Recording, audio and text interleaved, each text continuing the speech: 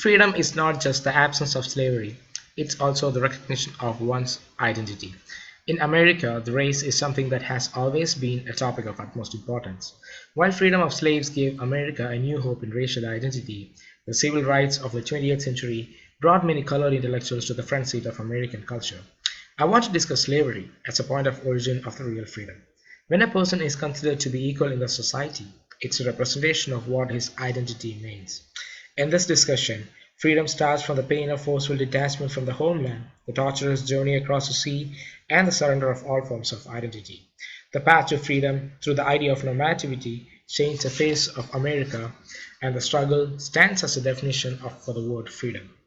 Walter Johnson, in his essay Slavery, tells us how freedom is viewed in the present world. He writes, as George W. Bush put it in his 2001 inaugural address, the history of the United States is a story of a slave-holding society that became a servant of freedom. According to Alexander Falkenberg's account of slave trade, he mentions the hardship a slave had to encounter to reach America and to regain his freedom. The excruciating pain which the poor sufferers feel from being obliged to continue in such a dreadful situation, frequently for several weeks, is not to be conceived or described. These sufferings continued in the most cruel ways throughout their life.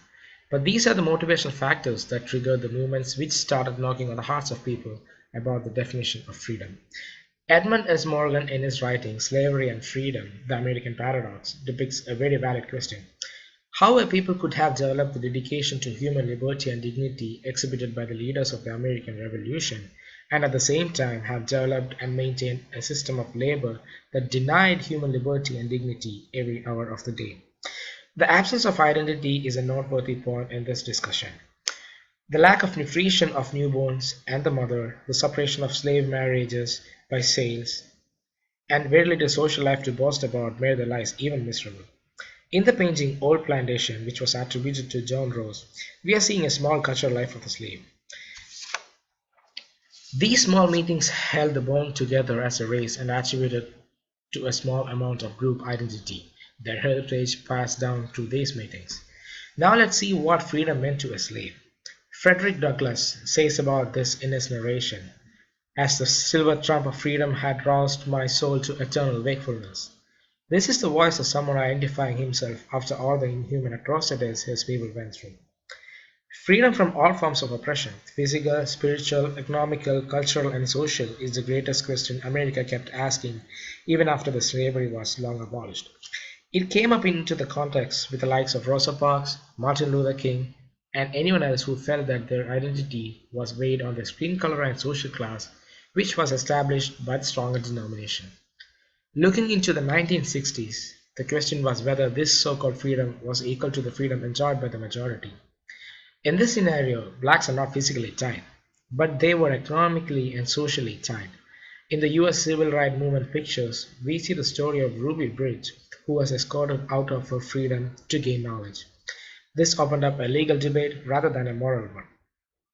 The article under the picture reads, Brown vs. Board of Education took 3 years to reach the Supreme Court, where it was argued by Thurgood Marshall.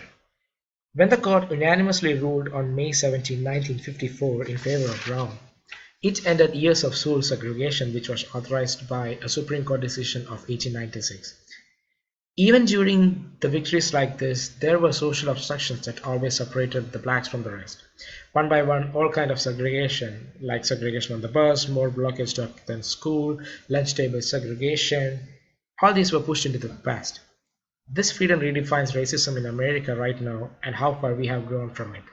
There are still traces of racism left among people who neglect the idea of equality and pushes the idea of pseudo nationalism. But with the laws and social structure developed into new areas, we can hope for a period of less struggle and more freedom. So I believe that the word freedom is rightly directed at American racial struggles, and this struggle is still present, but the racial identity is something that motivates today's America to fight.